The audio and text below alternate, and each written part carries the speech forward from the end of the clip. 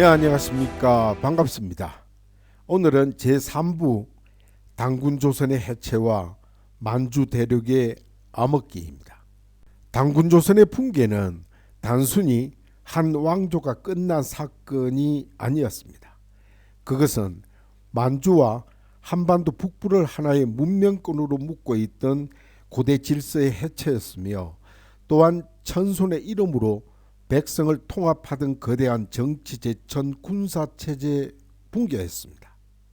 이는 왕조가 무너진다는 것은 궁궐 하나가 사라지는 일이 아닙니다. 그 왕조가 지탱하던 시간의 질서, 공간의 질서, 백성들의 믿음, 그리고 제후들의 충성과 제천의 권위가 함께 흔들리는 일입니다.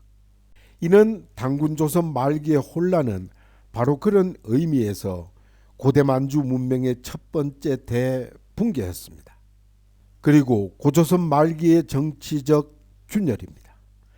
이는 고조선 말기에 이르러 당군조선의 중심 권력은 서서히 약화되기 시작했던 것입니다. 그리고 오랜 세월 동안 만주와 한반도 북부의 넓은 지역을 아우르던 대연맹적 질서는 더 이상 예전처럼 강력하게 작동하지 못했습니다. 처음 당군조선의 힘은 하나의 왕이 모든 지역을 직접 지배하는 방식에서 나온 것이 아니었습니다. 그 힘은 여러 부족과 제후 세력과 지방 정치 집단을 하나의 큰 문명 질서 안에 묶는 통합력에서 나왔습니다. 그리고 당군은 단순한 군주가 아니라 하늘에 제사를 올리는 제천의 중심이었으며 여러 세력을 조정하는 최고 권위였습니다. 그러나 세월이 흐르면서 지방 세력은 점차 독자성을 키워갔던 것입니다. 또한 먼 지역의 제후들은 더 이상 중앙의 명령만을 기다리지 않았습니다. 그리고 각 지역은 스스로 군사를 모으고 교역로를 장악하고 주변 부족을 흡수하며 작은 왕국처럼 움직이기 시작했던 것입니다. 중앙의 권위가 강할 때는 이러한 다양성이 제국의 힘이었습니다.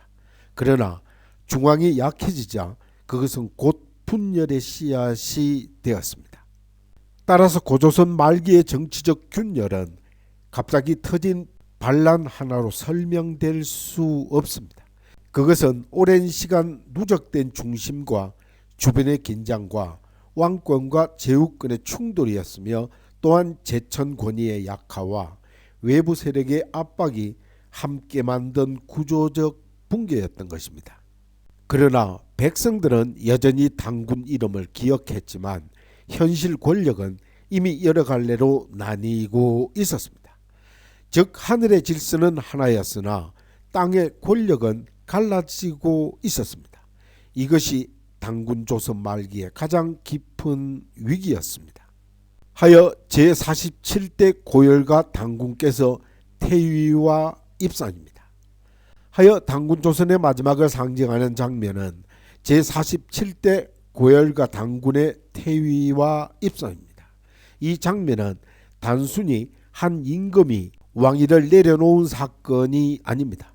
그것은 바로 당군조선 2000년 체제가 더 이상 하나의 중심으로 유지될 수 없었음을 보여주는 상징적 장면입니다.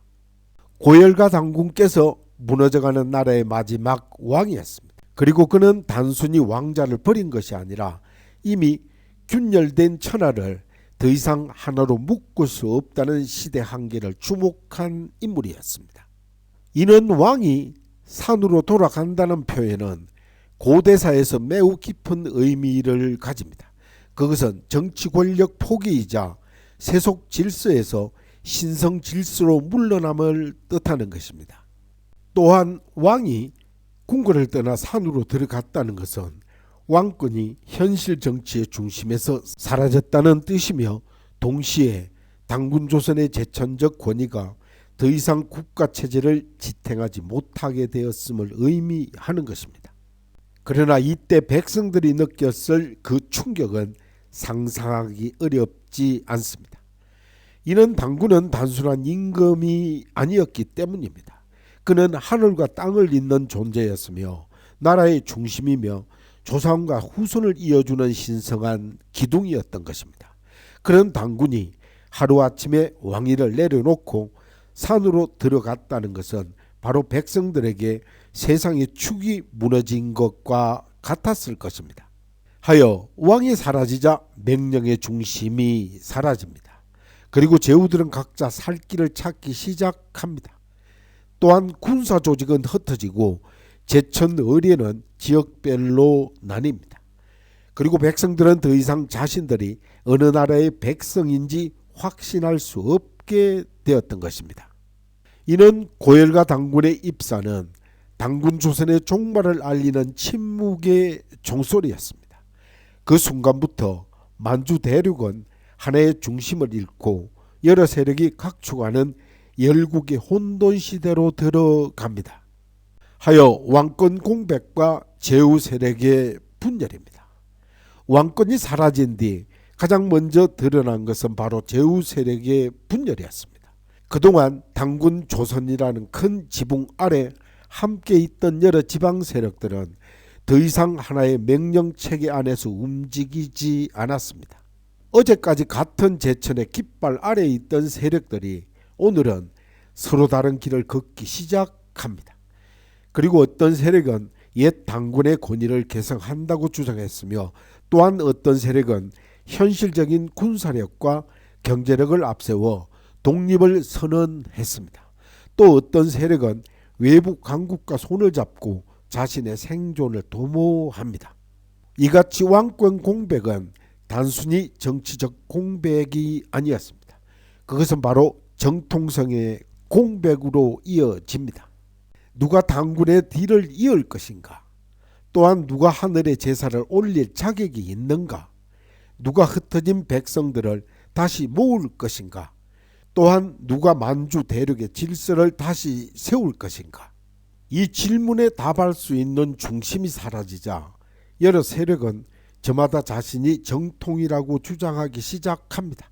그 결과 만주와 한반도 북부의 정치 지역은 빠르게 쪼개집니다. 이 시기의 분열은 훗날 부역의 여러 국가의 등장으로 이어집니다. 이는 북부여, 동부여, 졸본부여와 같은 이름들은 단순한 지역 국가의 명칭이 아니라 바로 당군조선 이후 흩어진 세력들이 각자의 방식으로 그 정통성을 이어가려 한 흔적이었습니다. 분열은 곧 혼란이었지만 동시에 새로운 질서의 씨앗이기도 했던 것입니다. 낡은 중심이 무너진 자리에서 새로운 중심을 세우려는 큰 움직임이 시작되었기 때문입니다. 그러나 아직 그 중심은 나타나지 않았습니다. 고도막한이 등장하기 전까지 만주 대륙은 오랫동안 왕권 공백의 깊은 어둠 속에 놓여 있었습니다. 따라서 만주 대륙 질서의 해체입니다. 당군조선의 붕괴는 만주 대륙 전체의 질서를 흔들었습니다. 만주는 단순한 지리 공간이 아니었습니다. 그곳은 오래전부터 사람과 물자, 철기와 말, 제천 의식과 왕권 전통이 오가던 거대한 문명 무대였던 것입니다. 따라서 당군조선이 건재할 때 만주 대륙은 하나의 큰 질서 안에 있었습니다. 그러나 여러 부족과 지역 세력은 서로 달랐지만 당군이라는 상징적 중심 아래 느슨하게나마 연결되어 있었던 것입니다. 교역로는 유지되었으며 제천 의식은 공동의 정신적 기준이 되었으며 외부 침입에 맞서는 방어선도 존재했습니다. 하지만 그 중심이 무너지자 모든 것이 흔들렸습니다. 교역로는 각 지역 세력의 통제 아래 쪼개집니다. 또한 군사 방어선은 무너지고 변경지역은 외부 세력의 침입에 노출됩니다. 그리고 제천 권위는 지역별로 분산이 되었고 당군의 이름은 통일의 언어가 아니라 기억의 언어로 남게 됩니다. 이 틈을 타 서쪽의 강대 세력들이 움직이기 시작했습니다. 이는 진화 대륙의 왕조들은 만주와 한반도 북부의 혼란을 그냥 바라보지 않았습니다. 그들에게 동방분열은 침투의 기회였습니다. 그리고 내부 질서가 강할 때는 넘볼 수 없던 땅도 중심이 사라지고 제후들이 갈라지면 외부 세력의 개입을 피하기 어려웠을 것입니다. 하여 만주 대륙 질서 해체는 곧 고대 동아시아 세력 균형의 붕괴였습니다. 그리고 단군 조선이 버티고 있던 동방의 축이 무너지자 서방의 군사력과 정치 세력이 동쪽으로 밀려 들어올 길이 열립니다. 그 결과 조선의 백성들은 더 이상 한나라의 보호를 받지 못했습니다. 어떤 이들은 북쪽으로 흩어지고 또한 어떤 이들은 강을 건너 남쪽으로 내려갑니다. 그리고 또한 이들은 새로운 제후국의 백성이 되었고 어떤 이들은 유랑민이 되었습니다. 따라서 만주는 더 이상 하나의 질서가 아니었습니다. 그것은 여러 세력의 깃발이 엇갈리는 혼돈의 벌판이 되었습니다. 따라서 단군조선 이후 백성들이 이런 것입니다. 이는 왕조가 무너지면 가장 큰 고통을 겪는 사람은 왕이 아닙니다. 바로 백성들입니다. 단군조선이 해체된 뒤 백성들이 잃은 것은 단순히 정치적 보호만이 아니었습니다. 그들은 자신이 속한 세계의 의미를 잃었던 것입니다. 어제까지 자신들은 단군의 백성이었고 하늘의 질서 아래 살아가는 공동체의 일원이었습니다. 그러나 왕권이 사라지고 제후들이 갈라지자 백성들은 어느 깃발 아래 살아야 하는지 알 수 없게 됩니다. 하여 그들이 잃은 첫 번째는 바로 안전이었습니다. 중앙의 방어 체제가 무너지자 외부 침입과 약탈 또한 지역 간 전쟁이 빈번해집니다. 농토는 버려지고 마을은 흩어졌으며 백성들은 생존을 위해 이동해야 했습니다. 두 번째로 잃는 것은 바로 소속감이었습니다. 이는 단군조선은 단순한 정치 체제가 아니라 하나의 큰 공동체 의식이었습니다. 그 공동체가 갑자기 무너지자 사람들은 자신들이 누구인지 또한 어느 역사에 속한 사람인지 혼란을 겪게 되었을 것입니다. 세 번째로 잃은 것은 정통성에 대한 믿음이었습니다. 고대 사회에서 왕은 단순한 통치자가 아니었습니다. 그는 하늘과 백성 사이를 이어주는 존재였으며 그런 왕권이 사라졌다는 것은 바로 백성들에게 하늘의 질서마저 흔들리는 대사건이었을 것입니다. 네 번째로 잃은 것은 바로 미래에 대한 확신이었을 것입니다. 나라가 있다는 것은 내일도 같은 질서가 이어질 것이라는 믿음입니다. 그러나 단군조선 이후의 혼란 속에서 백성들은 더 이상 내일을 확신할 수 없었기 때문입니다. 그래서 이 시대의 백성들이 기다린 것은 단순한 장수가 아니었습니다. 그들은 바로 새로운 왕을 기다렸던 것입니다. 더 정확히 말하면 단군조선의 끊어진 맥을 다시 이어줄 정통혈통의 구원자를 기다렸을 것입니다. 그 기다림 끝에 등장한 인물이 바로 고두막한입니다. 이 고두막한은 단순히 전쟁을 잘한 영웅이 아니었습니다. 그는 무너진 질서를 다시 세우고 흩어진 백성을 다시 모았으며 단군조선 이후 끊어진 정통성을 북부여라는 이름으로 다시 불러낸 인물이었습니다. 그러므로 단군조선의 풍계를 이해하지 않고서는 고두막한의 등장은 이해할 수 없게 되는 것입니다. 그리고 그 암흑기가 깊었기에 구세주의 등장은 더욱 강렬했을 것입니다. 따라서 백성들이 잃은 것이 너무 컸기에 그들이 다시 찾고자 한 단군의 이름은 더욱 절실했을 것입니다. 정리하면 단군조선 2000년 체제의 붕괴는 한 왕조의 종말이 아니라 바로 만주 대륙 전체의 정치 질서와 정신 질서가 무너진 대사건이었을 것입니다. 고조선 말기의 정치적 균열은 중앙과 제후 사이의 긴장을 키웠고 따라서 고열과 단군의 퇴위와 입사는 단군조선의 상징적 종말을 알렸던 것입니다. 이어서 만주 대륙 질서는 해체되었습니다.